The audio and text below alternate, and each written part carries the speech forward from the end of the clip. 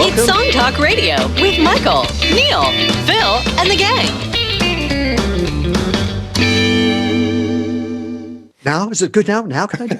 Welcome to Song Talk Radio, the show with songwriters talking to other songwriters about the craft of songwriting. We share tips, tools, and techniques, and together we will all become much better at writing songs and become better people too, I think. You know, being able to express yourself is always a good thing. I'm your host, Mike Proudfoot, and with me are the members of the Song Talk Radio Action Team, my co-host, Mr. Phil Emery. Phil, hello, how are you? Present and accounting for. Very excited to be here. It's having an amazing day here in Toronto. It was wonderful weather, so it's been about as good as it could be. It was pretty fantastic. And Neil Modi. Neil, how are you doing? How was your day? I'm doing well. I'm still pondering that question about whether expressing myself makes me a better person. Finding creative ways to express yourself, I think, does nothing but good for your soul. Yes. I mean, as long as you're expressing positive thoughts and actions, I guess. Makes me feel good. I don't know if anyone else cares. I felt bad when I encouraged the serial killer to do that.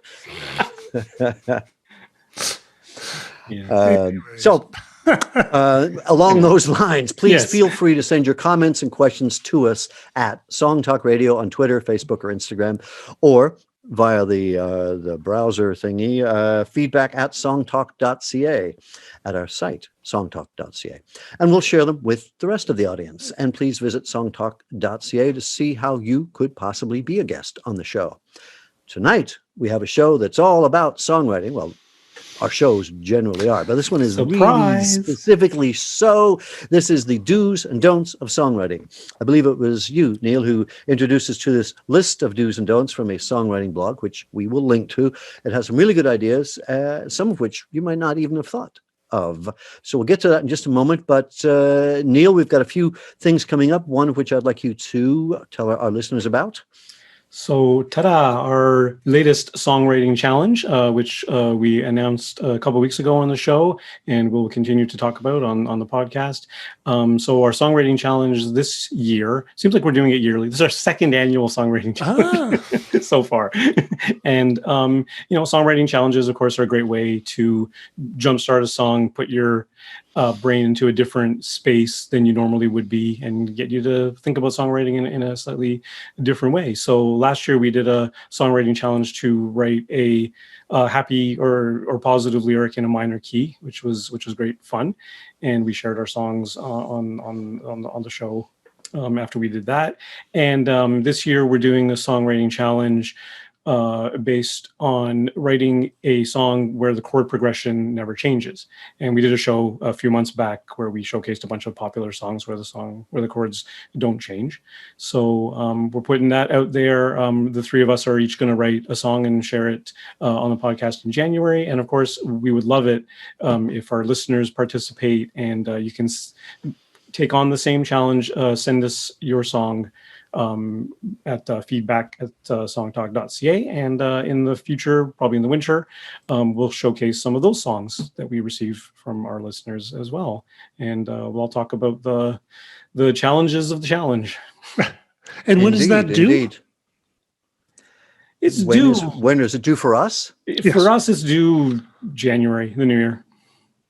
Okay, and for the audience too, we just won't play it at the same time, but we would really like to have our listeners submit their songs too. Question or clarification on this. So it's the same chord progression. Now, the same duration of beats, like if it's, always like, for this, can it, can you then hang on it for a bit? Yeah, and then that's a good question. I think that's open to interpretation. If you have C, F, and G for 4 beats each in the verse, and then you go C, F, and G for 2 beats each in the chorus, is that the same chord progression? I guess it is. I mean, well, there's three of us. Let's make a call now. What's that? Let's make a judgment call now. I think. I mean, even when we did the show on songs that have the same chords, we made exceptions for the bridge has different chords. right? And still counted that as a song that has the same chords on the verse and chorus. So I think it's open to interpretation. If you want to, quote unquote, break the rules that way, then go ahead. All right. I think that's. I would like to have a counterpoint to that, if I could. Your Honor, my learned opponent here is wrong. Overruled. Good point. Well presented. I'd like to call the legal theory of shut up. No, what I think we should do is actually not do it, because to have a real challenge is you have to really push yourself. And it's so easy to kind of give yourself some outs. So I think the verse and the chorus should have the same chords in the same order. The song the same length. Yes. The song by the Thompson Twins, Hold Me Now. We know, yeah. Mm-hmm. That has the same chords all the way through. So it can be done. And then, for the bridge, I think we can be a bit open, but I think it would be better to try to stick with the same chords, the same lengths through the verse and the chorus, but still have the difference between those two elements. It'd be more of a challenge. Okay, good point. Well presented. Neil, has he changed your mind? Yes and no. And I'll explain. You're so Canadian. Yeah. No, I'll explain, because, actually, when it comes down to it, no. Because if you're willing to bend the rule on the bridge, I mean, what are you doing if you don't have the same chord progression in the bridge? You change the feel of the song, you change the harmonic content of the song, and that's what's giving it the difference that you wouldn't have, done if you were being stringent with the challenge. Why do that and not allow the rhythmic change? If you're keeping the same, chord sequence, like I don't see where you can allow one and not allow the other. Okay, I understand that, and I think if I may speak, I'm kind of down the middle, but I think I'm more swayed by Phil. This is an exercise, this is a challenge, and the restrictions are where the meat is to be found. I think, let's dig in, and it's the same chord progression. It's going to force you to look at dynamics and melody differently, and that's where the focus should be. So you could, in essence, play a loop, but you want different instrumentation and dynamics, of course, to make it different. But I think let's make this a little tougher. So I'm sorry, Neil, but I'm going to go with Phil on this one. So do you agree? Then you can change your chords in the bridge? No, right across the board. Just same. Right. Oh, I thought that's what you said. No, so I'm more draconian. More draconian. Even no, better.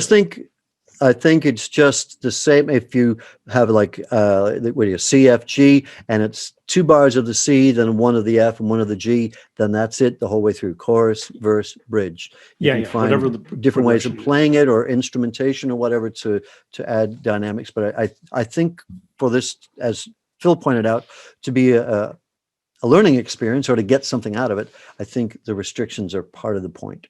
Mm-hmm. And it's true that you can consider the songwriting challenge as an exercise, as a springboard for a song. Because the last time we did it, I wrote a song called Music and Me, and I did it, we were going for the minor kind of feel to the song, and I did it minor. I really tried my best to really embrace that. But I knew I had another version of that song in my pocket. And then the final version of that song actually went major in the chorus, and it sounded better, and I liked it better. And it's a springboard for something else, right? I think the strictness of it should apply to us, but I think for our listeners, you're welcome to try to do it with as tight a restriction as possible. We'd love to hear that, but just use it as a jumping off point. We just want to hear your songs. So try to keep it as much as you can. But for the 3 of us, we're going to dig in and make it as tough as possible. Yes, absolutely. Fair. Okay. I like it. All right. So that's our song writing challenge for this year.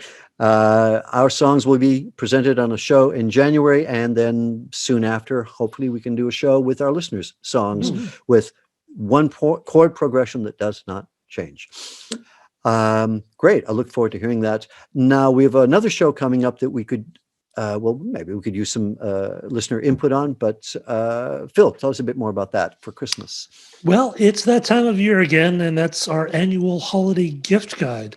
And we would like to hear from the listeners about what you're hoping to maybe get yourself this year for the holidays. That sort of a songwriting or a music making related gift. We usually have $10, under 50, over 50, under 100, and then sort of $100 and over. And the idea is just to talk about some great gifts that maybe you've heard about, or maybe you've had before, or stuff that you've seen that you'd like to get. It could be something like an instrument, or a pedal, or software, or an application. Or it could be a local service, like photographer, or something like that. Just whatever you would like to see under your various trees, or whatever gift forum you take this year, what you'd like to see. Just send us an email at feedback@songtalk.ca. We'd love to hear your suggestions. We did it last year, and it was a lot of fun. And we've done it for 3 years now, I think. And it's great. And we've never been given what we want. Never. It's not working. It's going to be a challenge. But it has been giving good ideas to our listeners. Yes. And it's going to be a challenge, I think, because of the way things have gone for the last year. I think we've purchased our own presents a lot so far. So Christmas may be a bit more of a challenge, but it'll be a fun show. That's true. But we look forward to that. And Blair Packham will be sitting in and giving his what for on these holiday gift guides. So it's going to be fun. Cool. That would be great. Excellent. Okay, so those are shows to look for coming up, but that's not now. Now we have something else. Now we have songwriting do's and don'ts. So let's go through them and see if you agree, see what you think. The first do on the list is do write a cool opening line. You want your first line to be different and to draw the listener in, to catch their ear. The example here is, I woke up this morning. It's not going to catch anyone's ear. So you want to try to play around. You need to be something that you're setting the bar that the song is going to live up to, and maybe suggest the tone of what the song will be as well. So do you agree, disagree? What do you think, Neil? I agree. I don't know that I've ever really put a lot of conscious thought into that particular question when I'm writing a song. I don't want to say I always write the chorus first, because it can happen both ways. I can write a verse first, a chorus first, and I just haven't really put that much effort into it. But I was thinking about this. I'm thinking, well, have I written a song that has a really great opening line? I did co-write a song with my friend Addie Aman with Bay Shelter, and it was sort of a positive mental health thing. And we started out, the first verse starts out, we haven't spoke in quite some time. Can you say what's on your mind? And I think that the kind of directness of that really, hopefully anyway, pulls that listener in and really tells the listener what to expect out of the rest of the song. It's going to be something about that emotion. It's going to be something about the communication and the talking aspect of mental health and all those sorts of things. So I think that's the best example I can think of, something that I've written or co-written that's sort of, that I think is the most direct, probably the most direct thing I've ever written that will probably suck someone in that way. Now, did you write that first and then it sort of helped you as a guide, like a North Star, as you wrote the rest of the song? No, the chorus really was, the song was called Light Your Way.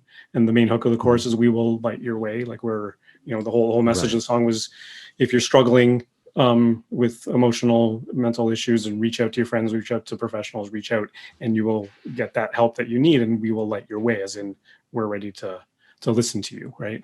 The royal. Oh, okay.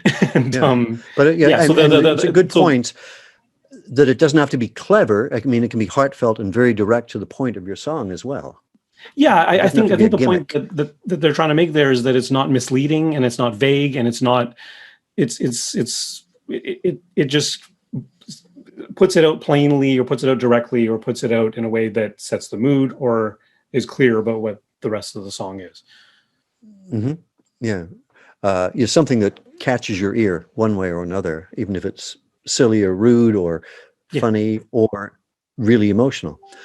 Phil, I know you struggle sometimes with lyric writing. What do you think about this as an idea? Well, I think it's an interesting point, because especially the way people are listening to music now, people listen to streaming services, and it's so easy to skip to the next song.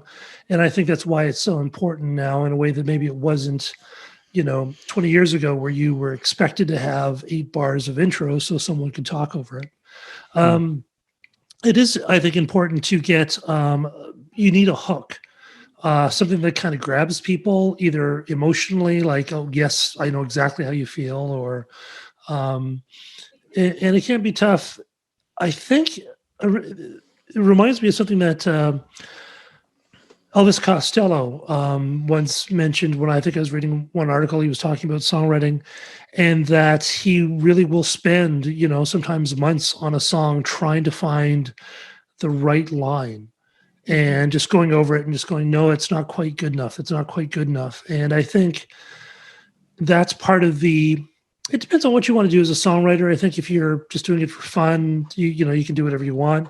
But if you're trying to approach this as a profession, especially, I think you have to be really conscious of those things, and be also brutally honest with yourself, and ask yourself, is that first line good enough? And be willing to work on it. And that might mean you just have to bang on that first line for a week, and that's fine. Yeah, I think if your first line isn't solid, it makes you wonder about what the rest of the song is too.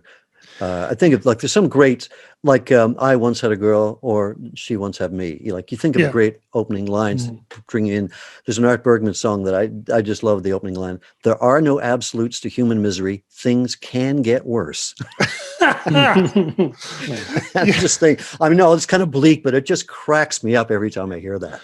I think it's. So do you have any favorite opening lines that come to mind? I just want to, before we continue, I just want to make a point not only, I think sometimes lyric writers, they think about, it needs to have perfect symmetry, or it needs to be kind of like poetry, but like a good opening line could be something that's very hooky in the way it's delivered, like, baby, or something like that, which kind of grabs someone. There needs to be a hook, and it doesn't need to be necessarily a poetic or image hook. It can just be something that captures, even if it's maybe the way you sing the song or sing the line. You just need that little hook that makes people go, hey, what's this? And then listen for the rest. I get your point. I've been listening to a lot of Van Halen, and especially the first album. David Lee Roth's voice is just so wild, with those high-pitched kind of whistle tones and yelps and things. It's not a lyric that grabs you. It's just, what is this guy? What's going on? What is this party? And it's not the lyric itself. It's the delivery that matters. That that catches your ear. Or like Little Richard would have these yelps and things. And, his lyrics were at times even nonsense, but the enthusiasm and the melodic hook is what grabs you. Yeah. You even think about something like Layla. It's that guitar hook that pulls you in. Yes. More than anything else. Even before he starts singing, and they do the key change into the verse, and it sounds weird when he starts singing, and it's like, oh, what's this, right? But there's that guitar hook right at the top that you need a hook. Yeah. And of course, that hook was supposed to be in the background. So. Yeah. The point of this in the do's and don'ts was that it was a lyrical, like it was the voice, it was the line. There's you could say that a good memorable drum beat or a guitar lick, but in this case they're specifically talking about lyrical lines, and that's something. I like writing lyrics, and I love opening lines, and I will turn them around and trash them around and just have something, because I play primarily as a solo artist, and I want something that cuts through in a bar, because I'm just strumming. I play rhythm. I don't, have a great, I don't solo a lot. So I want something that catches someone's ear, that they're, oh, what? That's odd. I want to hear more of that. whether it's, comic or just a weird juxtaposition of words or something, I think that, Regina looks so beautiful when you're flying over, or a song about my parents that had passed, I've got a lot full of dirt, things that have some sort of payoff the more you follow down the lyrical line. I want to do a little a little shout out to a book that I read a while ago called 88 Songwriting Don'ts and How to Fix Them, or How to Do Them, or something. Mistakes. It's actually on our resources page. It's now called 101 Songwriting Mistakes. And what's great is it kind of gives you a before and after. It says, okay, this is like, here's an opening line that's weak. Here's one that's strong, and being able to kind of see those in a very kind of black and white way really helps sometimes these concepts. So it's not a long book, really easy to read, but definitely I'd recommend anyone pick it up because it's well worth it. So it's cool. The only other one that pops into my mind is I love you from the bottom of my pencil case. Yeah. So I always thought that was a perfect opening line. Tom Waits has a lot of great opening lines. I must admit I can't think of them offhand, but he's definitely has some great stuff. Umbrellas cost more when it rains. Yes, it's true. And John Prine also. All right, so I think it's something to strive for. Not everyone is lyrically strong or something, but it's a good way to check in with your songwriting. Okay, when I kick the song off, am I saying something good right off the bat that people want to listen to, or is it generic, which you probably don't want? You want something specific, especially specific to the heart of your song. Yeah. The all right. book is called 101 Songwriting Wrongs and How to Right Them. And you can find that. Is it written right as the word, as in writing? Is it a pun in the title? No, it's not. Well, there's a missed opportunity. I don't know if I'm going to regard him. The author. You could write that in the Amazon review. Yeah, really. All right. Our next do or don't is a don't. And we've talked about this a lot on the show. Don't make your chorus melody too much like your verse melody. And that comes up sometimes with at the Song Talk meetup, where people are playing songs in progress, asking for feedback. And often that's the big problem. I wasn't sure when that was the chorus. I mean, you really want the chorus to leap out, right? Yeah. Thoughts on that, Phil? Yeah, no, it's true. And I think that's something that's really important to pay attention to. And that's all like any kind of craft, it's not the big things that you do. It's always the small bits of polish that really help separate, people who are just dabblers into the masters. And I think, like whistling your melody and whistling your chorus melody to make sure that they are in fact different. I mean, you can do things with an arrangement to introduce a chorus as well. But there needs to be some kind of a lift. It doesn't have to be necessarily lyrically, or should be melodically, but there needs to be a lift in the chorus so that people know this is the chorus, this is the verse. And sometimes overstating it at first can be good, and then you can pull back that difference. But yeah, no, it's definitely an important factor. Yeah, and to the idea of lyrically, if you have sort of dense or multisyllabic words in your verse, to change that up and have much more like shorter phrases in the verse, in the chorus, helps it stand out as well. Because you'll just be singing it differently too, like sustained and things like that.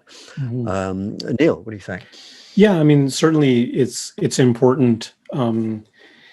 Like Phil's saying, it's all about contrast, right? It's about how do you differentiate one section from the rest, whether it's your verse and your pre-chorus, or pre-chorus to chorus, or verse to chorus, or into bridge, whatever. Like, how do you delineate those sections? And when you're talking about contrast, like there's a number of ways to achieve that contrast when you're talking about a melody.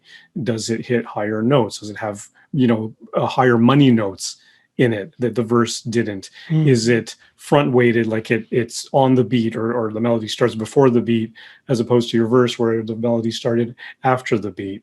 Is it like you say, is it lyrically, melodically less dense? Are there longer notes in the chorus as opposed to many more shorter notes in the verse? Like, there's so many different sort of check boxes you can tick off to say, to analyze a song, analyze any song for that matter, songs you're listening to, and say how the chorus really pops out. Let's investigate, how does the chorus pop out? Does it do this, or this?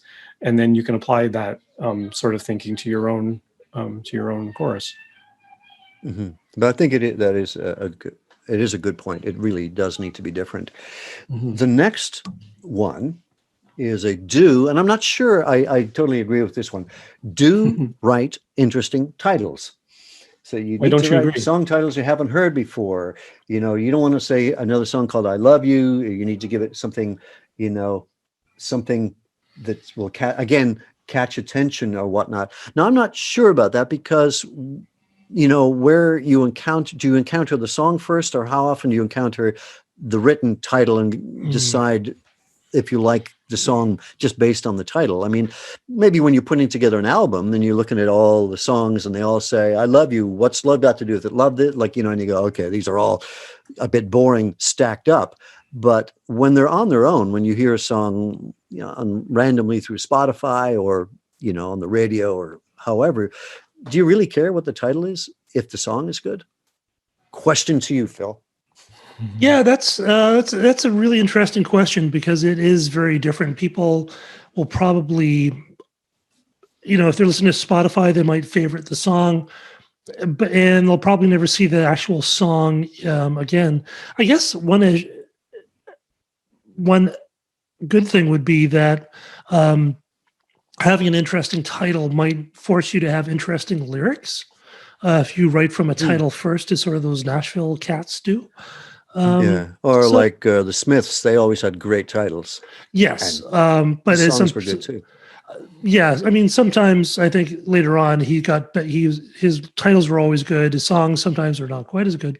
But yeah, I don't know. It's an interesting question. I mean, I think it's really important. I always say that people are going to call the song what they're going to call it, and people can call it whatever they want. The artist can call it, Prelude to My Mom. But if everybody says, "Give me the Coke," it's the thong song. No, yeah, that's a losing battle. It's the title isn't really for the artist.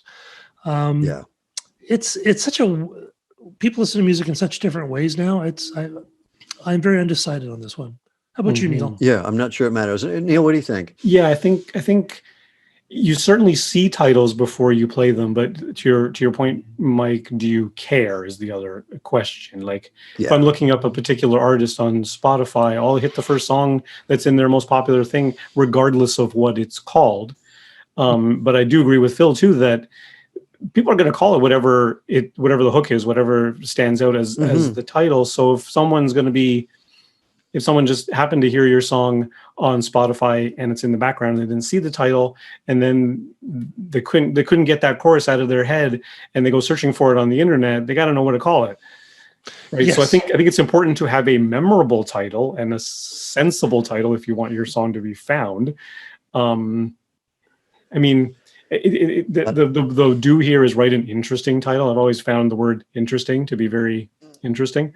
Yeah, what's interesting? Does that mean it's something stupid? Yeah, does that Frank mean Zappa wrote interesting titles? Yeah, exactly. Like, does it mean that doesn't show up in the lyric and that's what makes it interesting? Does it mean that like Led Zeppelin does sometimes, or I think Nirvana had that. There's a whole bunch of songs of theirs I liked, but the title and the song, like Lithium, he doesn't sing lithium in that song. It's frustrating. Song number 2, it's the woo-hoo song. They should have called it woo-hoo. Yeah, exactly. Well, I think, and that's what people would say. I was trying to think about woo-hoo. one. Yeah, the woo-hoo song. But what a hook. What a hook, though, eh? Yeah. Man. Exactly. Yeah, that's great. So I'm not sure. It depends on what you're doing with the title and how you would encounter it, I guess. But the audience will assign it the title that they want to call it. I think one item might be is sometimes these are written in terms of people who are pitching songs. Yeah. And if you're pitching a song, that's kind of a different thing because, the way those songs get to A&R people may be a bit different, so that might have an effect. I don't know. Yeah. Or if you're pitching to write for someone, you want to catch their eyes and their ears in every possible way. Mm-hmm. So sending another I Love You song versus, Flat Broke in Memphis, one will get more attention than the other. Yeah, that's true. Point. Yeah. All right. The next one I do not disagree with. It's a do not be afraid to rewrite. Yeah. I really have yet to encounter a good songwriter that doesn't rewrite. Songs very rarely come out fully formed and perfect. You can't be precious or worried that this is as good as it gets. I can't. I mean, some people talk about their hit singles. Oh, we just threw it together at the last minute in the studio with the last half-hour recording time we had or whatever. But you talked about Elvis Costello.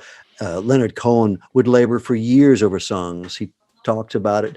I think like the way the Incas used to build walls without mortar. He wanted the words to fit perfectly together so they were load-bearing without any extraneous pieces, material.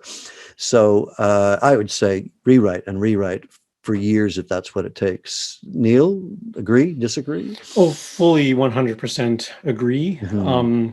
I think some of the danger here comes from the fact that we hear songs that are finished on the radio, on Spotify, wherever, right? So we don't know how much rewriting went into them unless you listen to Song Talk Radio and the guest talks about how many rewrites they went through, right? Exactly. That's one of the great things about this show. Exactly. So, so the general population tends to believe that songs just pour out of there. So when you start songwriting, you're coming to it from the same angle. Well, the songs I know, they just sound so natural and they sound like they just were, sent down from heaven in that form.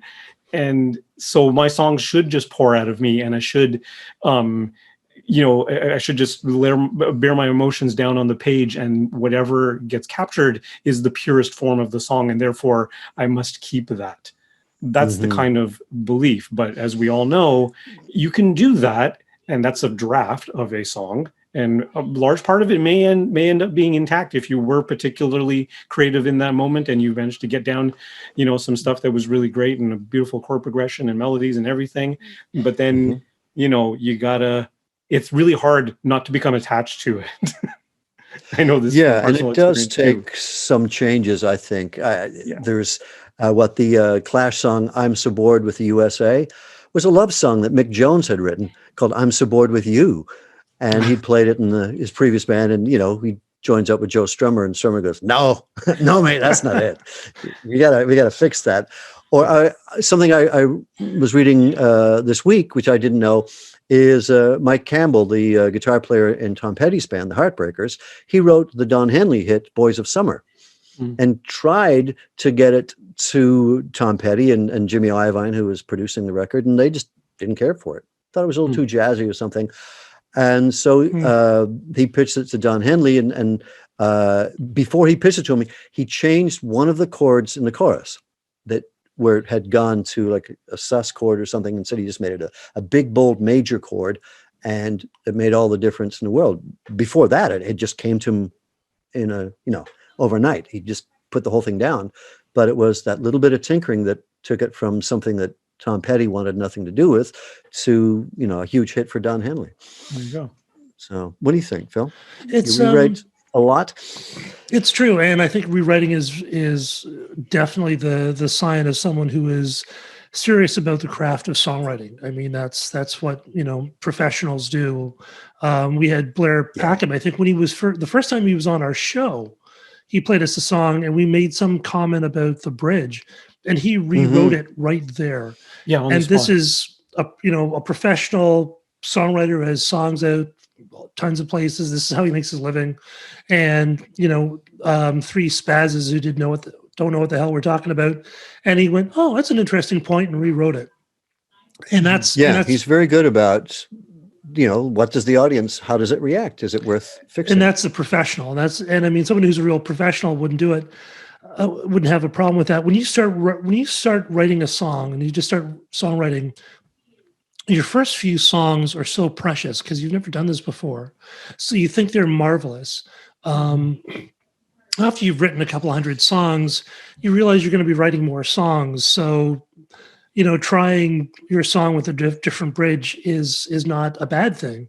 And the worst thing that could happen is you realize, oh no, the original is better. But yeah, because sometimes it's like changing keys or changing tempos, or just adding a chord can totally change a song, and you won't know that until you try it.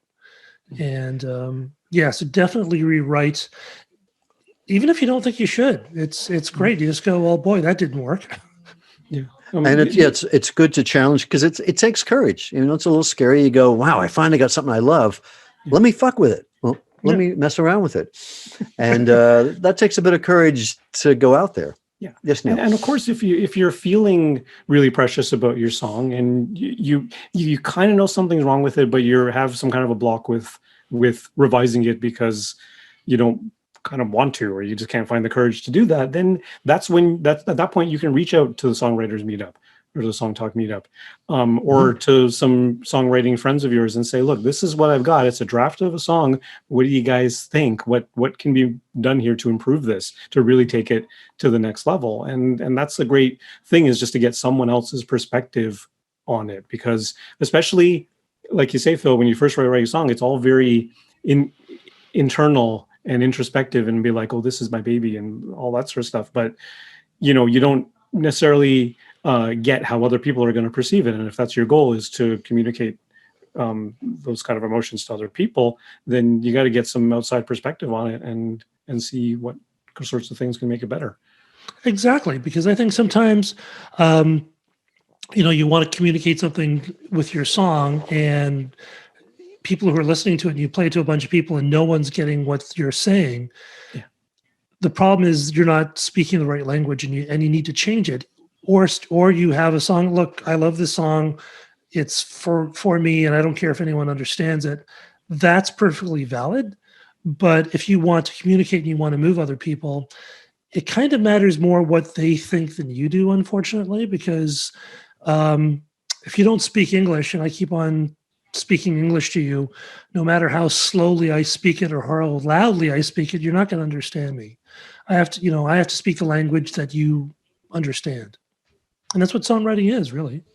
So yeah, it is a medium of communication. I mean, to your point, you can write something beautiful that makes you very happy and good on you. But if you're going to play for other people, if you're going to try to express something that you want someone else to understand, then you have to take their experience and how it's received into account.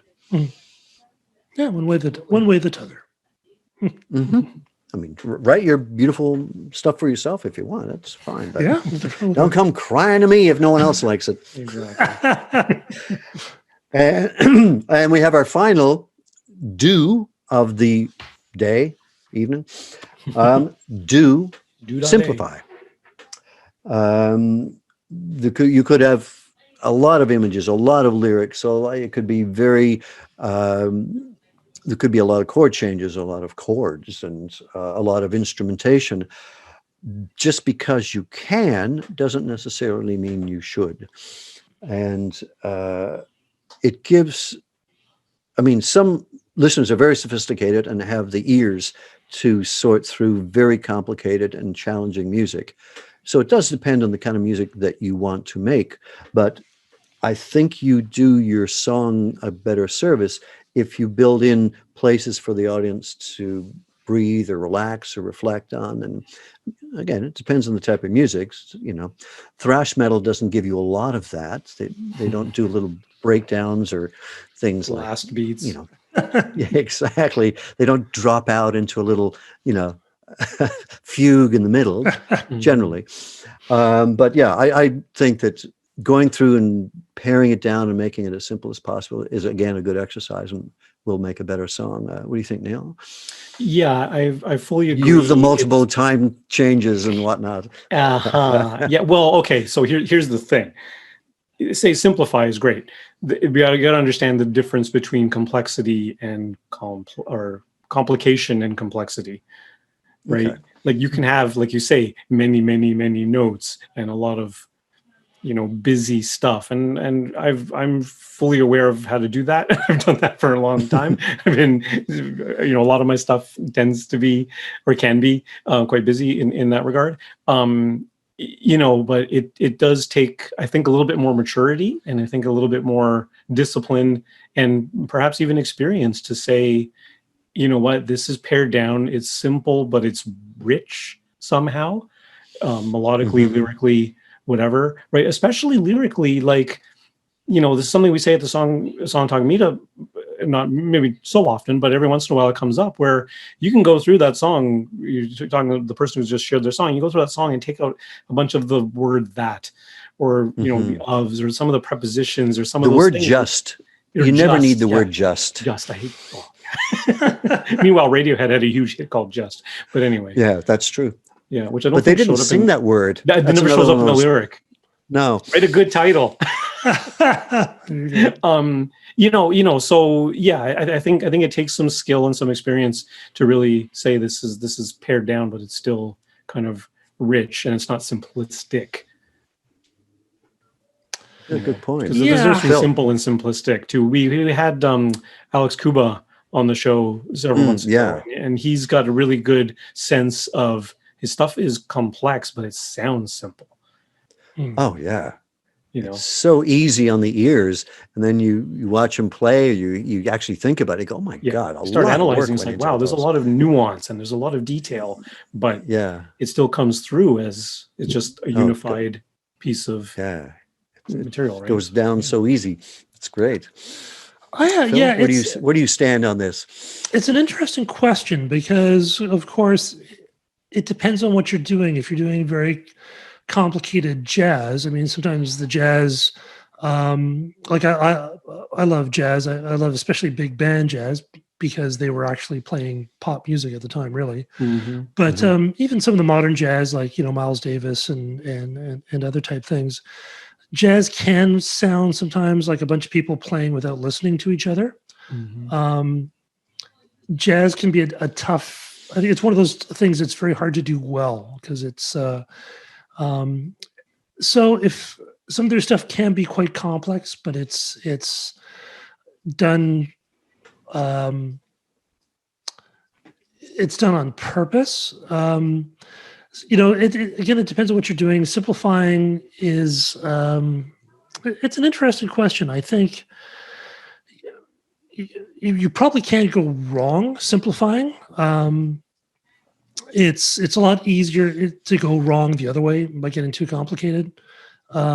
So yeah, I don't know. It's an interesting question. I think it depends on what kind of music you're doing. If you're doing some of that heavy dark metal, I mean, it's all like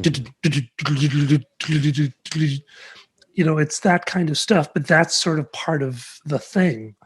So, the precision and the time changes and the pivoting is part of the deal. I remember back when Screamcore, Korn first came out, and I had a friend who was really into it, and I went to some shows, and a lot of it was sort of going, it didn't really kind of hit me too much. It just seemed like a big mess. And then I heard Korn, and I went, oh, okay, that's what they're trying to go for. It's it's one of the great things about punk is that if you fail doing punk, you actually often wound up doing something really interesting. But when you fail at doing jazz, you just wind up kind of annoying people. So it's a less forgiving art form. Well, I think it's setting itself up to a degree, a level of proficiency that punk never pretended to. Yeah. And when you hear Miles Davis do punk stuff, didn't even know about it. It's true. When you hear people like Miles Davis or Monk, do his stuff, it sounds so effortless. It sounds like he's just kind of doing it. But the level of mastery is so high. I don't know. That's an interesting question. To get to that point, I mean, it's like those late in life Picasso drawings where it's like just a vague sketch of a bull, but it's somehow perfect. I mean, it looks so easily done, but it's only because he had spent 60 years and now he could do it with such brevity and simplicity. But it was the skill was in now the simplicity of it. So I think we have one more. Here's the thing: like all those hit songs that have really clean, simple pop melodies, If that was so easy, then we'd all be doing it, and we're not. True. So it's actually harder than it sounds. Like it's not a question of just simplifying. Yeah. No, it's not basic and elemental. It's finding a way to, like when we did the songs with the same chord progression, I think maybe it was Neil, brought in Somebody That I Used to Know, or was that anyway? But that I'd never realized that's just the same chord progression, because it sounds very open and spacious, but there's a lot to that song. So simple doesn't mean simplistic. Yeah. Yes, Phil, you said there's one more thing? Yes, we have one more do, I think, don't we? Yeah, do polish the chorus. You sort of skipped that one. No, we do simplify. That was it. But I was going to ask you both, do you have a do or don't that you would like to offer to our listeners? And I know we didn't talk about this ahead of time, so I've got a do that might help. It's more lyrical than something else. I find that really catchy choruses often use figures of speech, either directly or they make wordplay on it. Like I was thinking of the chorus is "You do it to yourself," and that's what really hurts. Like that is very conversational and very hooky. And I think of Aerosmith songs that took, Same Old Song and Dance, or, Back in the Saddle Again. Like they took phrases and they made them choruses because they seem to already pre-exist in your mind to a certain degree. So that I always found that you find yourself really hooked by a chorus. You go, oh yeah, of course, because that's something I would say, or that's a play on something that, a figure of speech that you hear all the time.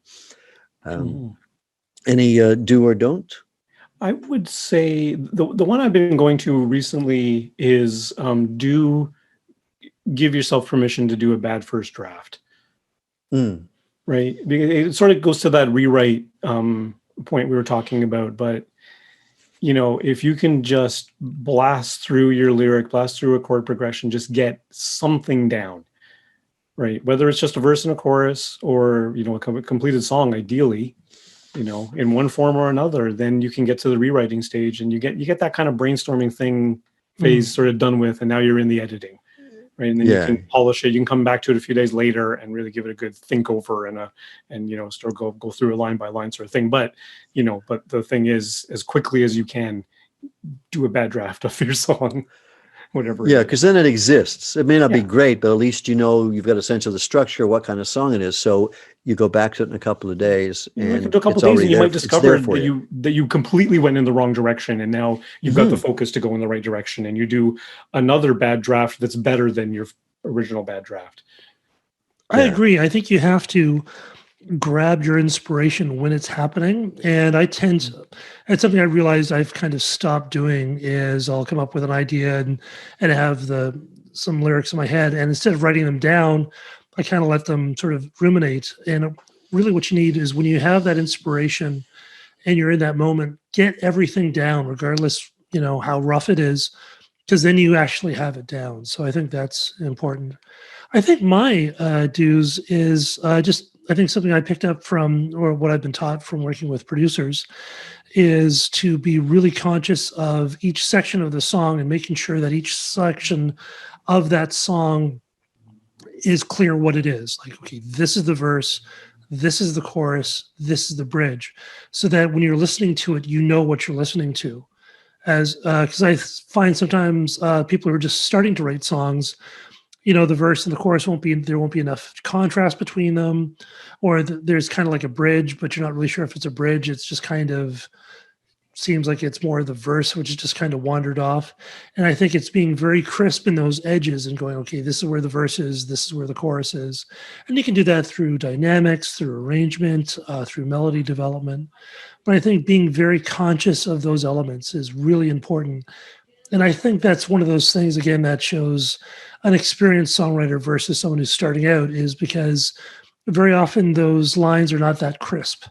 And it can be, because it just becomes confusing to the listener, and then the listener doesn't know what he's listening. It's just, and they kind of, people tend to wander off. So I think that's one of the ones I've come up with. To that first point you're making, Phil, the songwriting challenge we're working on right now, 3 days ago, I woke up in the morning and I had this lyric in my brain. First thing I did, grabbed my phone, opened up a Google Doc, and just jotted it down. I haven't yet revisited it yet, but I kind of remember what it was, but not entirely. But because I wrote it down, I don't need to necessarily remember it word for word, but at least I had it down. I've got a start on that song. I heard a really interesting thing about Sting. And they were saying that when they were working on the first albums, is that Sting just had this huge book of lyric lines and song titles. And what he would do is while they were working on a song, he'd just go through this big book and pull stuff out. And Andy Summers said that, the thing about Sting is that he'd been writing these songs for decades. It wasn't like he came up with them instantly. He just had these ideas that he would pick out, and he would just have this huge book of lyrics that he would work with, which is a really great tool to have. Yeah, I think a lot of songwriters do that. They have the notebook that they keep forever, or they have scraps of paper that they collect. But don't leave it to chance. And the good thing, Neil, when you go back to that, you're going back with fresh ears. So it exists, but now you get to go back to it as a listener might hear that lyric for the first time, and you got a better perspective on it. Yeah, for sure. I was collaborating a few years ago with Peter from our meetup group, who always shows up at the meetup, and he's just got a lyric, and he just does it a cappella.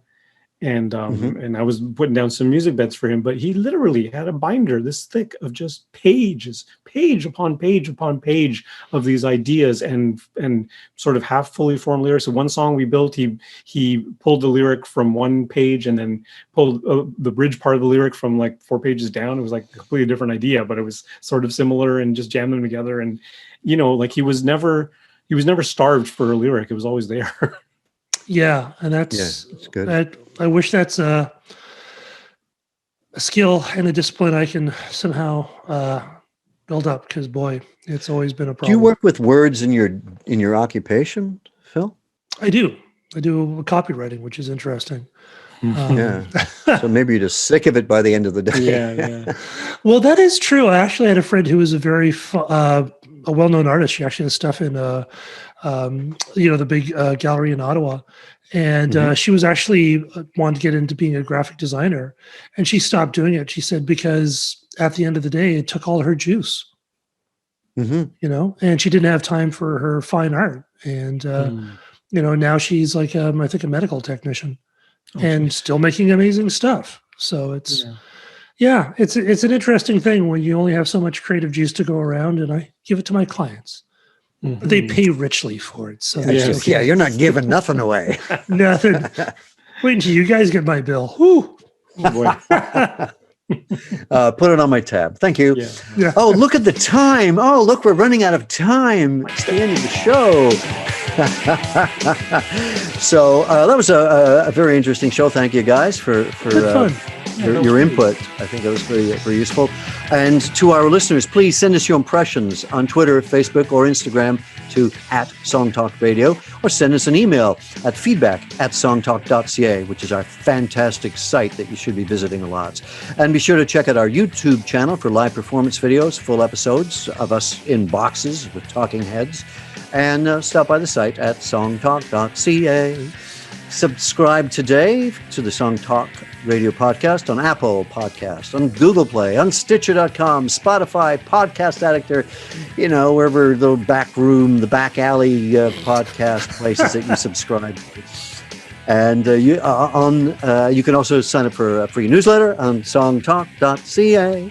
And you can find links to all the products, books, and web services that we mention on Song Talk Radio on the resources page at songtalk.ca. And please join us for our next Song Talk meetup, which will be later on this month. And I believe it's on a Sunday during the daytime, afternoon time, Eastern Toronto time, since we're having people from Australia and around the world. Of course. I can't tell what time it is for you. You just have to find it. Go to the website, songtalk.ca. Okay, and if you want even more of us, you can find more. Neil, where could we find even more of you? You can find me at neilmodi.com. Lovely. And Phil Emery, where might we find more of you? PhilEmery.ca. The Phil Emery? No, just PhilEmery. You've changed, have you? Oh, yeah. Didn't it used to be the? I got all sorts of things going on. I see. Okay. And as for me, I've been kind of remiss, but you can find some photographs that I take at Proudfoot420 on Instagram. And excuse me, dropped my thing. All right. So I lost my earphones there. Okay, that's it. You can stop by our website, songtalk.ca, to browse past shows and find out lots more information about songwriting. Please do. Keep writing. Enter our challenge. See you next time. Thank you so much for listening. Good night. Good Go night. on.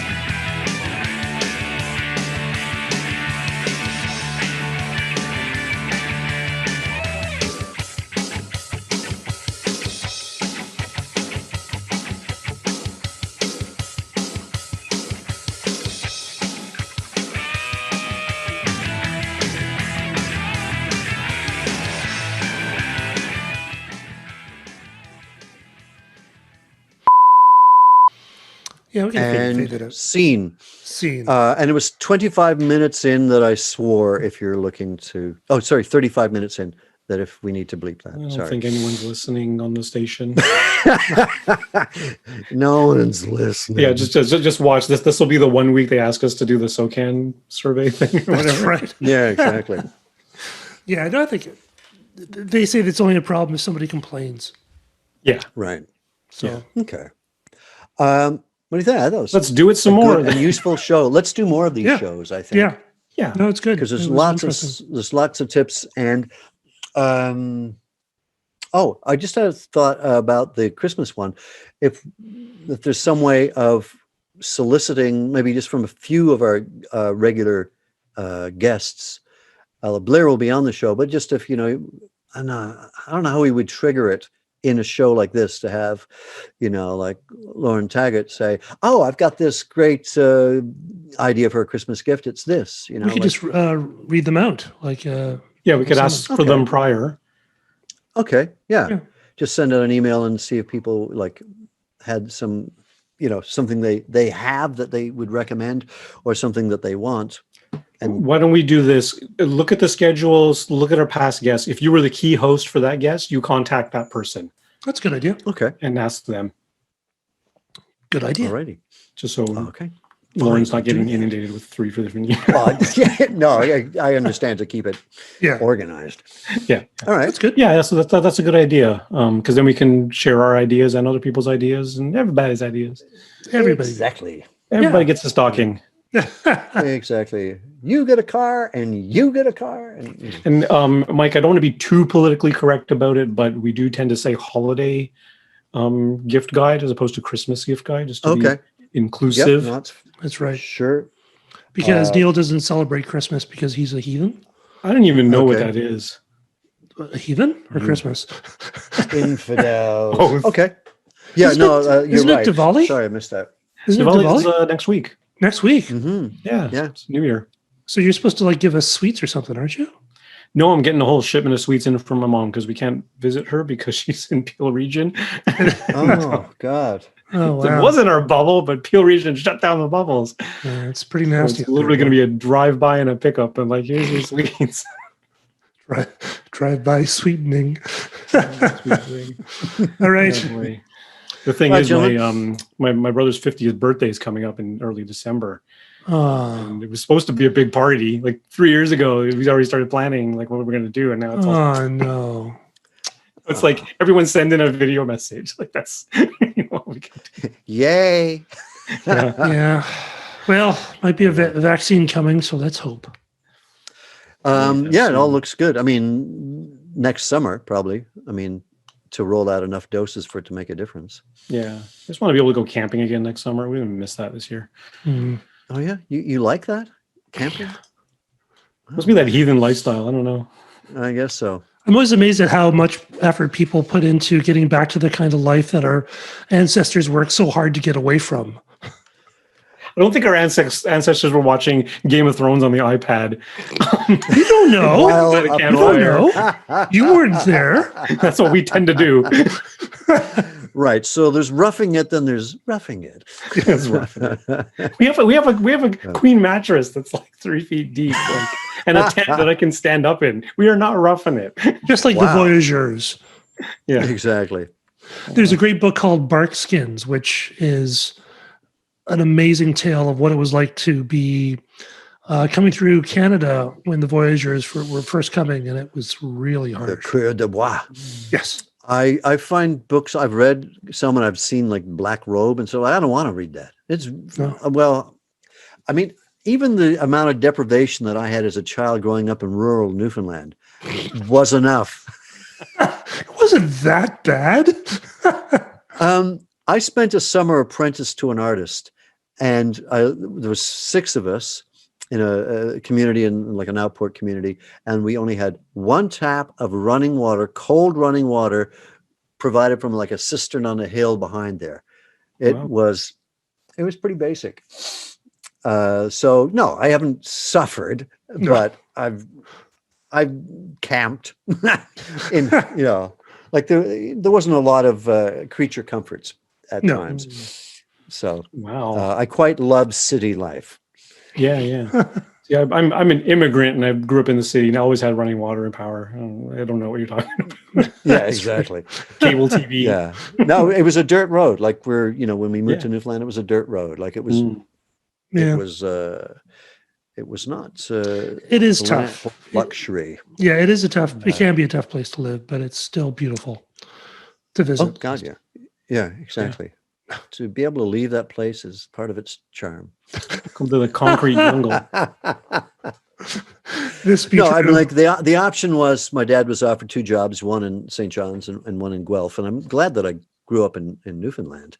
It was far richer culturally and more interesting just as a part of the world than Guelph, which it's nice. I mean, I hear it's one. I have been there.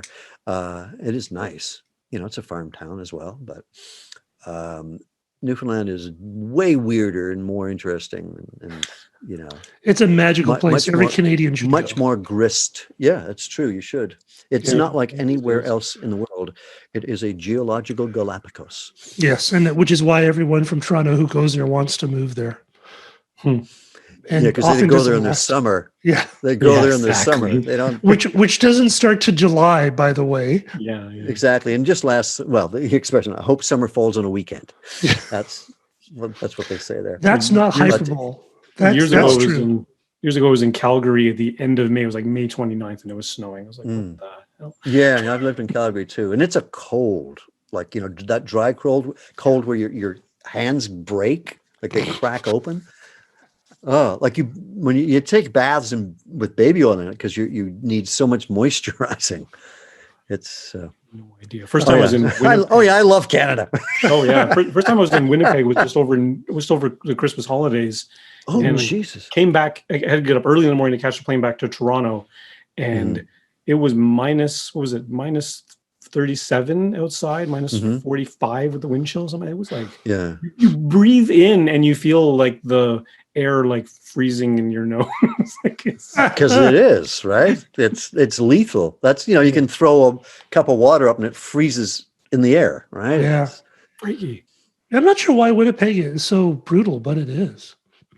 Prairies.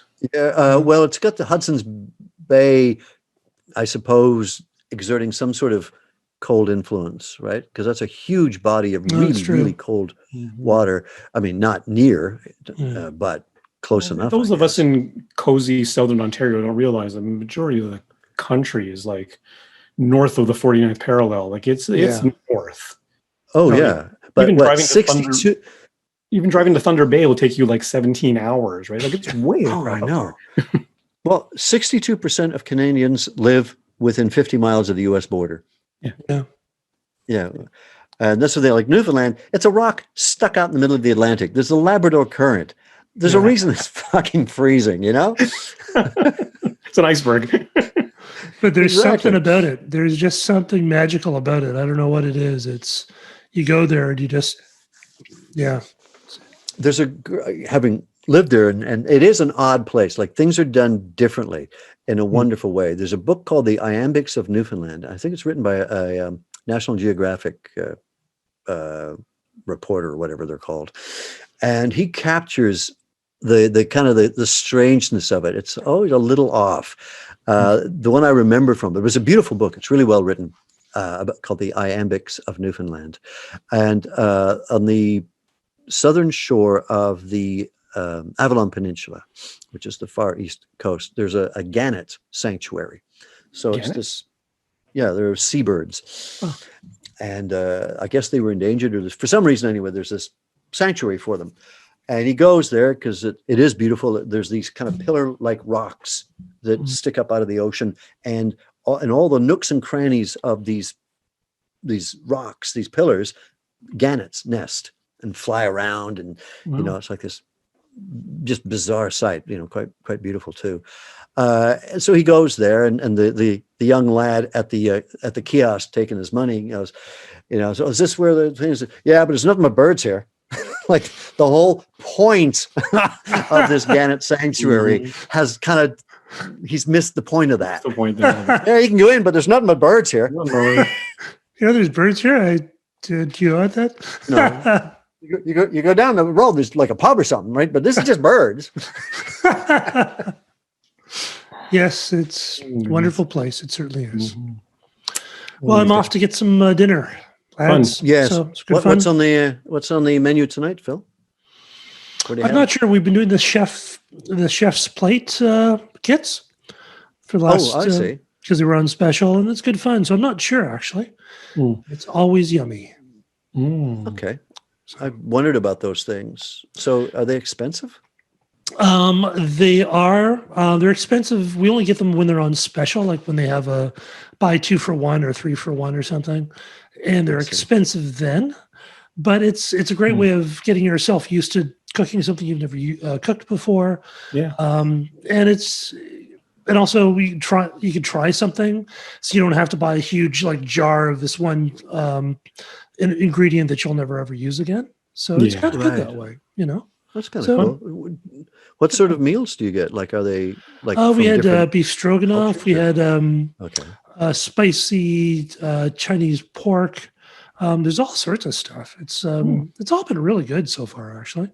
I'd like to learn how to cook Asian food because it has so many spices. I don't know what the combinations are the way I do with other cuisines. It would be good. I love Thai food, but I wouldn't know how to cook it. And what's nice is they have all those maybe kind of hard to find ingredients in just a small amount. So it's actually a great way to learn different cuisine. No, that's cool. We did I think an Indian. I think it was a butter chicken. I think it was quite nice. So butter chicken is British. I was just going to say butter chicken's not really Indian, right? It's like Chinese food that we eat here. My dad spent chicken balls and rice. That ain't Chinese. That's true. Yeah, exactly. They don't have the ingredients there. They cook completely different. Yeah, that's true. And I imagine that some Indian food is like that. It's for white people or made by white people or something. Yeah, butter chicken doesn't look like it would be safe in hot climates. There's too much, I don't know, stuff that goes bad in it. But that's true. No, I don't know too much about Indian food. It's a lot of it's milk and everything. I mean, I had leftover khichdi tonight, which is it's basically rice and lentils with some turmeric and garlic. All right. But the topping on it is what makes it really, really delicious. When Hema has it, she just has it with a scoop of butter and she's happy. But I like to put yogurt. But before I put the yogurt in, you fry up some cumin seeds, put a little bit of red pepper, a little more turmeric, a little bit of salt, and then you take it off the stove once it's sort of meshed together, and you put the yogurt on top of that, and then you put that on top of the rice and the lentils. Wow, that sounds it's like Indian comfort food. Oh wow, right, sounds great. I have turmeric, but I've never cooked with it. It's supposed to be really good for you. Yeah, I put it in my turmeric in water. Yeah, it's really good to take it as a shooter, like a shot. Yeah. Every morning I have a glass of lemon water with a sprinkle of turmeric and a sprinkle of cayenne pepper. Oh, maybe I should do that because I have ginger and lemon with a bit of cayenne in the morning. I should put some turmeric in as well. Yeah. I did sort of the same thing, except it's vodka. And I take an olive and you put in the vodka and a little bit of vermouth, and it's great. The whole day goes so much better. So you get some veg. So that's like several of the food groups right there. That's true. If you want to try it, Mike, there's a drink at Aroma that's like a ginger turmeric. You can get it cold or hot. I think they sweeten it with honey, It's like a little glass of like golden glory. It's really good. Oh, okay. I'll try that. Yeah. I stopped going to Aroma. Like I love the food and they make really good coffee, but their prices just went through the roof. Like they jacked them up like a $7 drink. But yeah, exactly. Like the soup went from being like $4 to $7. Yeah. Like, okay, this isn't sustainable anymore. Like I'm not going to spend $20 at Aroma to have soup and a sandwich. Yeah, it's very true.